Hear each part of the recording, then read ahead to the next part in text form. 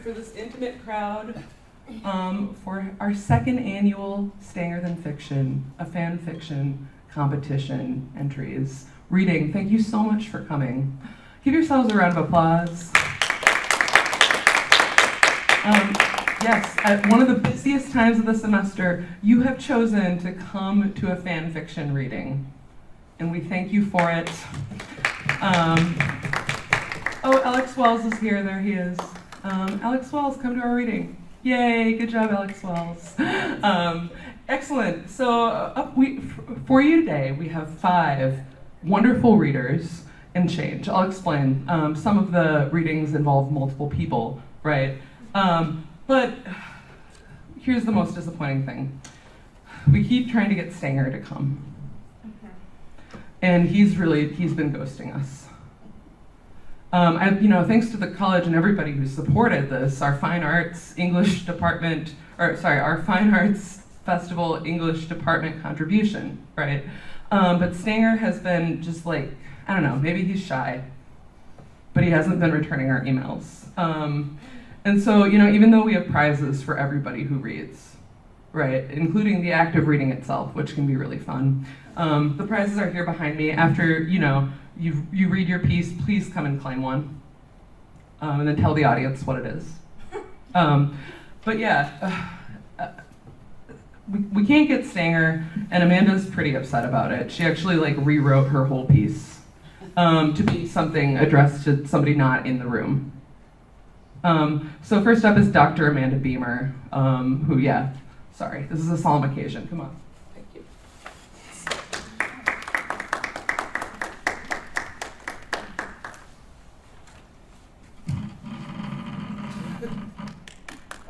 Woo. Hello, everyone. Am I close enough to the mic? Okay. So this is my first piece of creative nonfiction I've ever written in my whole life. It has not been workshopped by anyone. So I was really sad that Stanger couldn't make it, and so I wrote this piece I've titled Upon My Rejection by Stanger. It's been years, I think, that I've implored Stanger to meet me somewhere. Book club, open mic, English class. But it's become clear, finally, that Stanger is only interested in places that have balls. Courts and gyms, stadiums and arenas. Lame. His final answer given to my request, "Nay," he said. My fist hits the table, shattering glass like my broken heart. I should have known Stanger wasn't a literary academic kind of guy. After all, he's been attending college for at least 20 years. I've never seen him in class. I've never even seen him in an academic hallway. But still, Stanger needs someone to rein him in and show him what's important in life. It might not be me, but he clearly needs a mentor or a good filly to show him the way, someone to take the lead and guide him to greener pastures. I try to check my unbridled fury and look at this rejection reasonably. Stanger has a life, and it doesn't include me. I have to understand that, but still, Stanger, don't be an ass. After all, you're a Mustang, not a donkey. Oh my God, Stanger! No, Amanda, no! Oh no! This is the greatest day of my life. So, Stanger, I have a list of questions for you from the professional writing communications majors and English majors. Are you ready?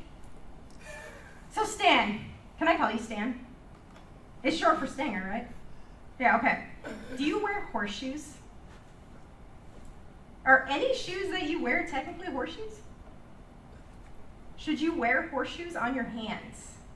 Would that be more authentic? No? Does Nike make horseshoes? When we play horseshoes, can we throw your shoes? Yeah? Do you tie your horseshoes? You don't know either? Okay. Are your hands technically feet? Can you use your hands as feet? Yeah. Do you have hooves? What's your farrier's name? Just someone your mom arranges? Okay. And finally, should we not approach you from behind for safety reasons? Like, we might get kicked by your feet. Okay, good to know. Thank you so much. Thank you for attending. Wow. Thank you so much, Amanda. And awkward. I'm so sorry that she read that whole thing. And here you are. But thank you for answering so many questions about your feet from the PWC majors. So they had a lot of them. All right, yeah, wow. Give it up for Stanger, everybody. It's hard being him. It's really hard being him. So we just love that you could make it. Thank you. Oh, wow. And we have Eden, we have Alex Wells. The audience is filling. We love this for us. All right, up next we have Cory Klumper, who volunteered to read his sci-fi piece and to record all of this for posterity. Thank you, Cory. Yeah, give it up, everybody.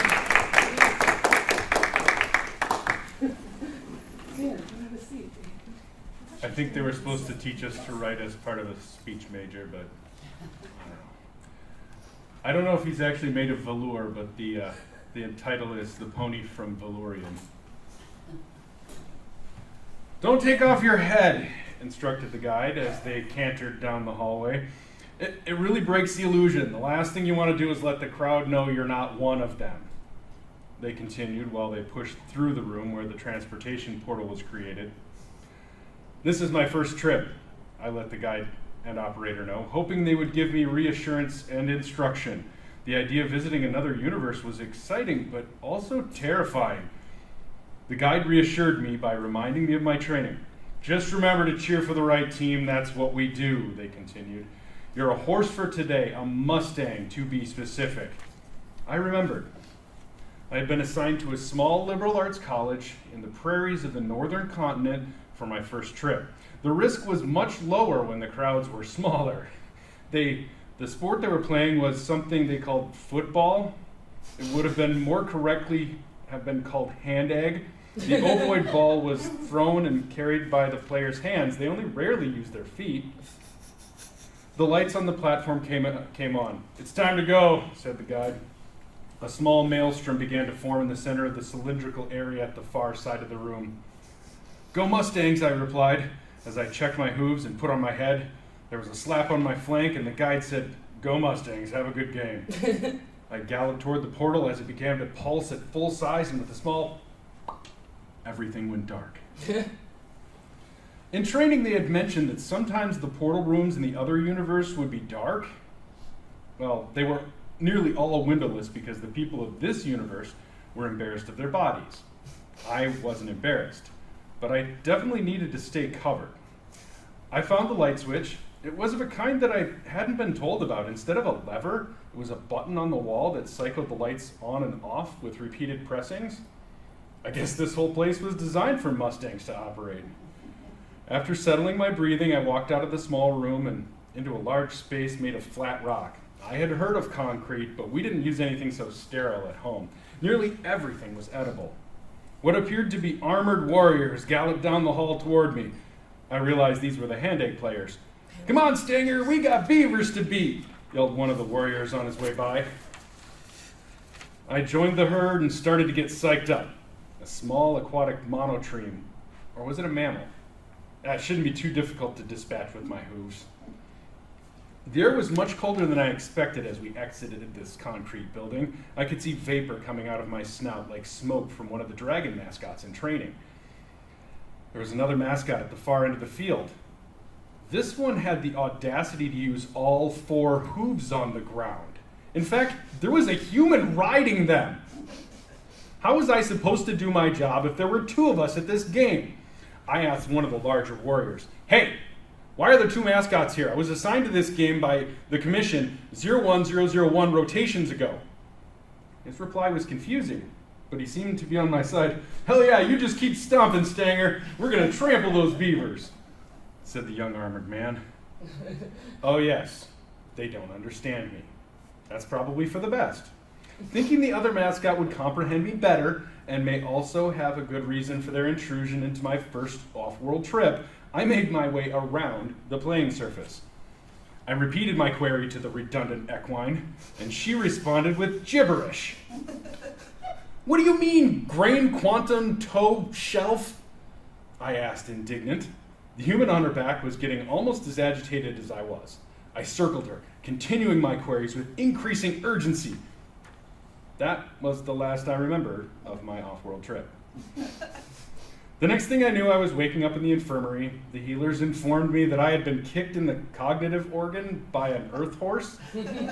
Luckily, the rescue team was monitoring me, and then I was carted back to the room adjoining the portal room. They stepped in and teleported us all home. In conclusion, Earth sucks. I've requested a future assignment to cheer for table games on 40 Iridani. I get to be a plasticine reptilian instead of a fleece foal. Amazing.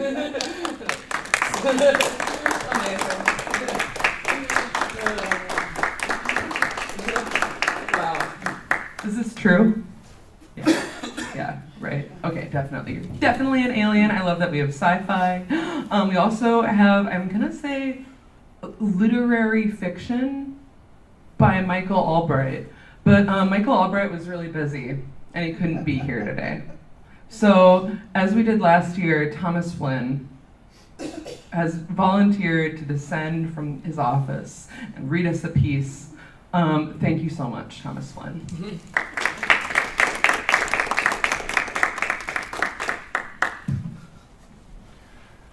The title of this work is Stanger, In Search of Self. It was written by Michael Albright, which I would like to emphasize, written by Michael Albright. So if a defamation suit follows this reading, you don't know me, and I am not the author. Just so we're all abundantly clear. No, I, Nadia, the professor shrieked, while staring out a thin sliver of a window. A lone box elder bug fought to enter the heat of the classroom, but the double-paned glass was no match for its relentless crawling. A small assembly of students, seemingly accustomed to these rants, knew to sit back and listen. It's a ghost town. There's nobody in the courtyard. Where are the people? He demanded, while staring into the void. The sun had yet to penetrate the thick gray clouds. The overgrown fall weeds whipped back and forth in the wind. But where is everyone? We knew it was a rhetorical question. No answer. The fact that classes were in session, it was a closed courtyard, etc., would ever satisfy the Galician petitioner. This was Profe's never-ending, unresolved version of the ubi sunt. He asked it every Monday, Wednesday, and Friday without fail. I'm sure we all wondered, to some degree, where those who before us once were, yet no one ever seemed to care enough to find out. Besides, it was time for review. Stanger, ¿de dónde eres? Soy de Marshall. ¿De verdad? Marshall? Sí. I must not have sounded too convincing. Profe wanted the truth. It wasn't a fill-in-the-blanks kind of question to get him off my saddle. It was something of life, death, and identity baked into an elementary Spanish class. I vaguely knew that my ancestors once roamed Las Mestas in España, yet now it was just me clomping through seemingly endless interconnected halls and tunnels of Mustang territory. There is a sign that tells you when you're entering it, but then again, most people just think I am named after a muscle car. Profe's clenched fist still rested against the cool, water-stained glass, while he now cradled his forehead in the crook of his elbow. He waited for me to change my answer because he wasn't going to let me be from here, even though all I have ever known is here. I didn't change anything because I didn't know what to say. What exactly would make him happy? Eventually, those from Laverne and Lucan checked in, and Profe's gaze drifted from the empty courtyard back to my empty expression. Stanger, ¿de dónde eres? No sé, Profe. No? He replied. No, I confirmed. I had a Discover Days to attend, and time was wasting.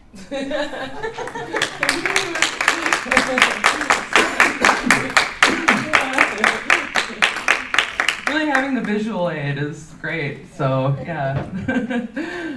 Where is Stanger from? We have no idea. So I'm gonna go next because I wanted to actually do some sort of found footage thing for you. Because one of my very intelligent, very lovely, very nosy students found a Reddit post written by somebody around here. I think it might apply to this competition. So if you're not familiar with Reddit, just stay that way. If continue doing so. It is a massive time suck of an online forum. Anyone can post about anything. You can get advice on raising your chickens or getting over your fear of snakes, right? I've been watching snake videos lately. Or my favorite, if you were maybe a jerk in a particular situation, you can ask a bunch of strangers, okay? So I guess this one went up last Thursday, and the title is AIO, Trouble at Work. And it is by a user named Brown Believer P. Yeah, so every year we work to build out the lore of Stanger. I guess this helps. Dear Reddit, longtime lurker, first-time poster. My husband, who's heard more than enough about this over the last few days, suggested I open it up to you all and ask about a thing that happened to me at work recently. Am I overreacting? Obviously, life these days has been tricky. I've been snappish. I've had a hard time concentrating. Why? Well, gestures broadly at everything. I usually do a good job keeping my cool. I'm an attorney, after all. However, what I did the other day has me spooked, and I kind of wonder if I'm losing it. My husband, well, I'm gonna keep it vague, but for the purposes of his job, his looks kind of don't matter. He can roll out of the hay wearing the same jersey he has for weeks, and people are still gonna be like, high five. Don't get me wrong, he's good looking. Real stud, actually, but that's neither here nor there. The point is, presentation-wise, he doesn't have to try to be anyone else. Me, on the other hand. So I specialize in family law. I'm used to scrutiny, and I actually can't get enough of it as a female attorney. Yeah, I spend hours getting ready in the morning. I lurk over in the one that's called Law Bitches with Taste. It's about clothes, and it sucks. It's just my way of currying favor, like getting a yay instead of a nay as a verdict. So, here we were. My most recent clients, attorneys and I, had not been able to settle, and last week there we were in court. And right away I could tell the judge felt a certain way about me. So I came in optimistic, looking happy, basically trotting, and he scoffed. He ran his eyes up and down my legs, which are really long. I would never say this myself, but according to my husband, I'm a babe.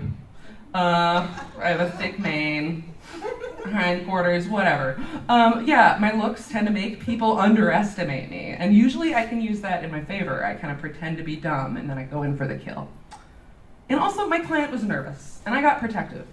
And her jerk of an ex took the stand again. And so I launched into my cross-examination, really laying the groundwork for the claim of spousal abandonment. We knew we had adequate evidence to support.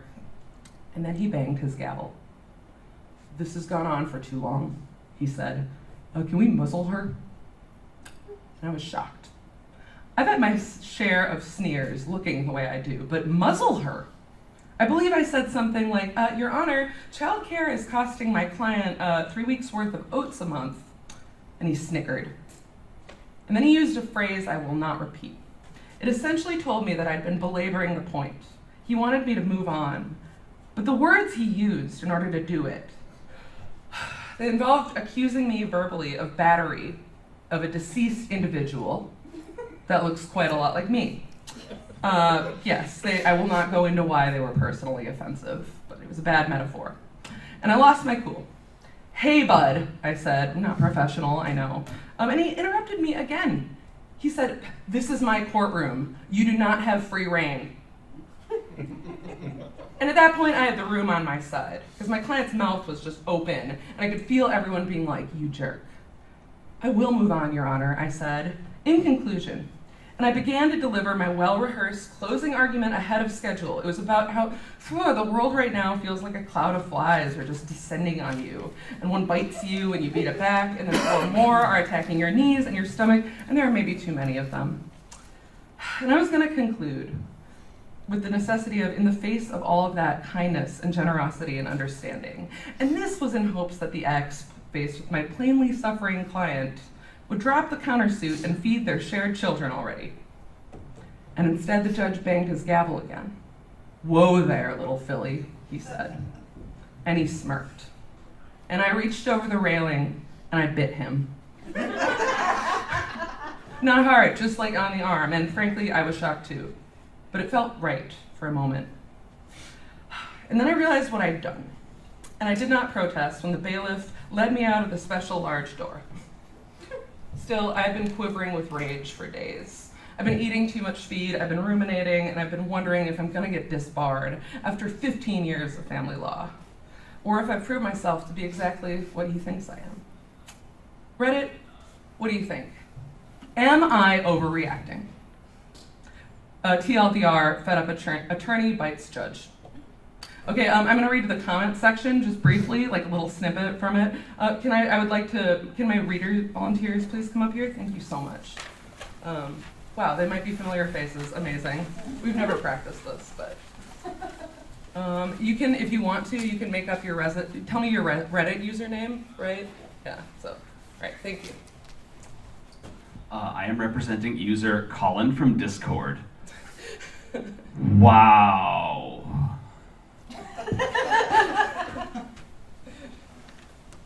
This user goes by u/Dagron89. This is a new one. I can't believe they didn't bring you straight to jail. That one has 890 upvotes. I was also surprised, but do you think maybe like the judge knew he had it coming? And this one has 49 downvotes. Are you sure it was about your looks? Don't you think he was saying that you were behaving unprofessionally? I'm representing Stanger Banger 12. It does sound like you talk a lot. Maybe you really had gone on for too long. Hey, lay off OP! Yeah, okay, OP's alt account. This is just a guy who goes by Stanger Danger. You can't pronounce it. This is not an alt account. I was there. She would never say it, but it was actually really cool. Let me guess. This is the husband. Hey, definitely OP's husband. What do you do for a living? You sound hot. You could probably do better than a mean lawyer for a wife. Honey, help! You know I'm really bad at arguing. Fine. Listen, don't any of you feel this way, like sick of being judged for the way you look, rather than the content of your character or whatever. Haven't any of you ever wanted to just rear up, kick off your rider, and gallop away, metaphorically? Yeah, hashtag relatable. Yeah, actually, still, I have some logistical questions. Yeah, sure. Okay, go ahead. Those benches are high. How did you even reach him? And why was biting your first response? Listen, it was that. Oh, no, wait, sorry. It was that, or she was gonna kick him, and I think she chose really good.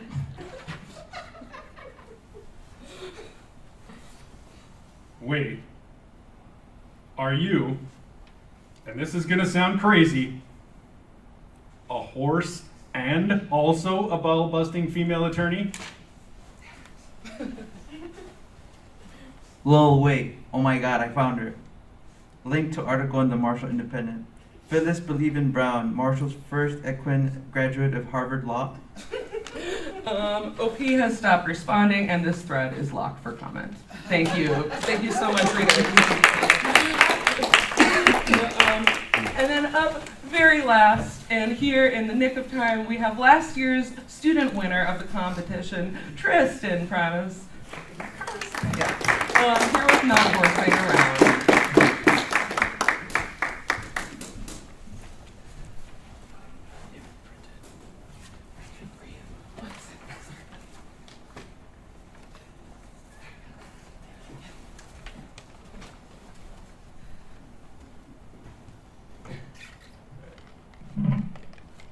I'm investigating the deaths of 3 college students at SMSU.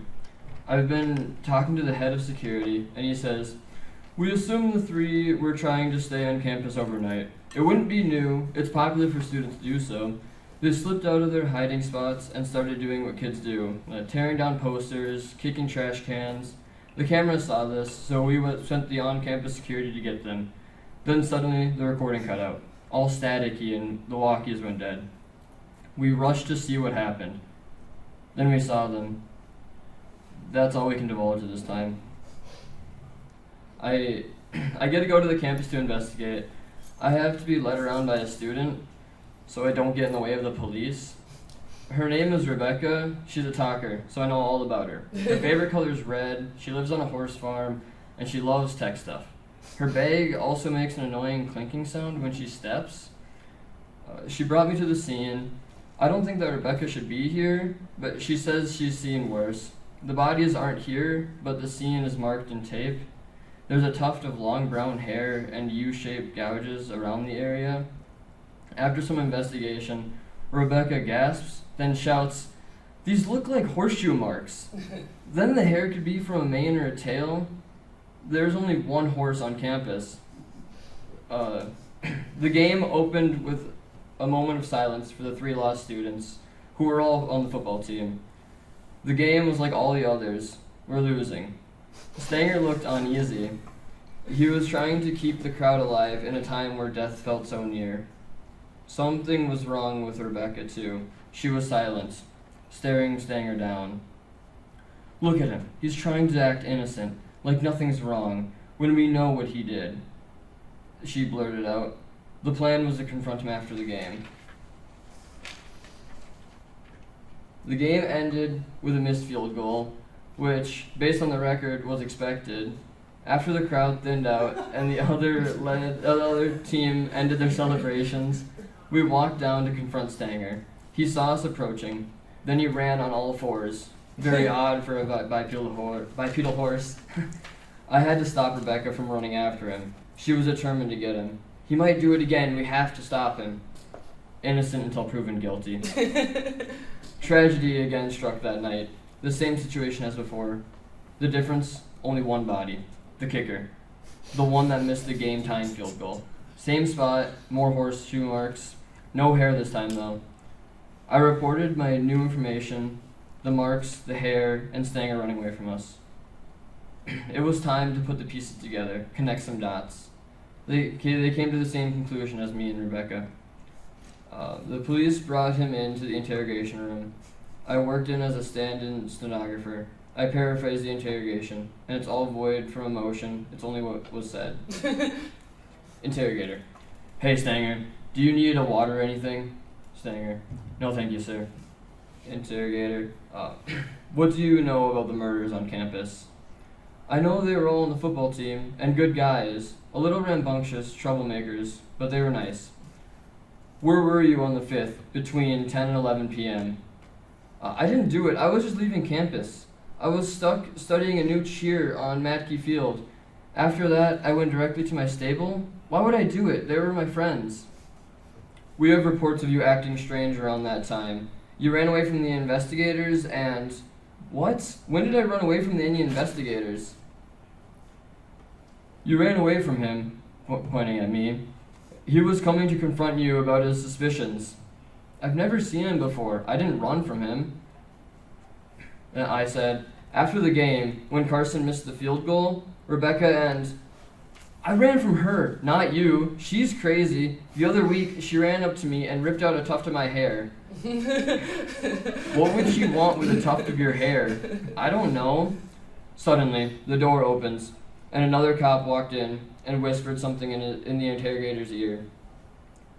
"You're free to go. Your alibi checks out. We have video footage." Thank you." I had a new view of the whole case. I needed to find someone with horseshoes, horse hair, and tech skills. I went to talk to Rebecca about it.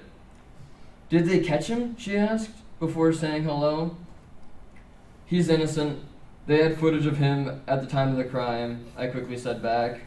But how? All the cameras were down," she said almost frantically.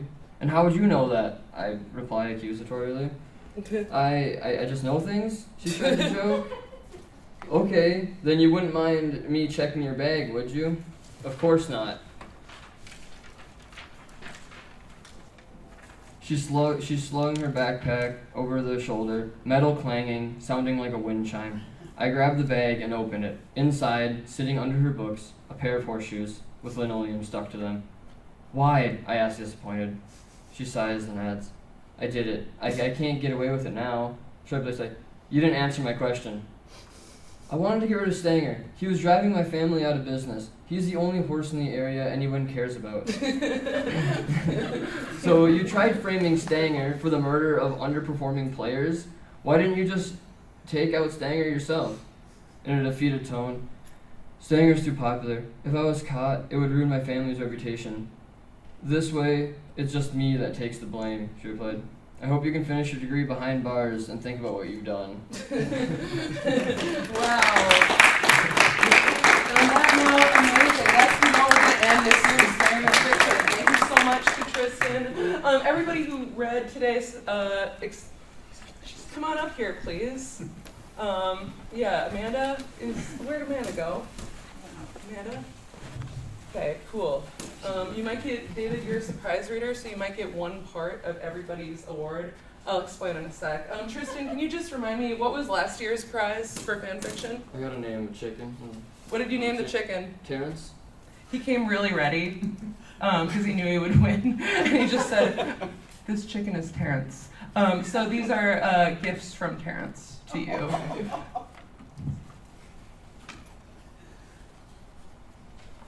Be very careful with how you hold them. Let's see. All right, ready? What's in the box? Can I just lift it up and hold it up for our, you can hold our it. audience? Yeah, hold it. Egg. Solid gold. Hey! Fanfiction. Results in egg. Thank you so much for coming, everybody. There are approximately 4 eggs in here, like, I don't know, like $40, $50? Find me, it's fine.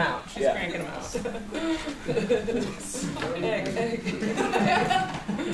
Egg.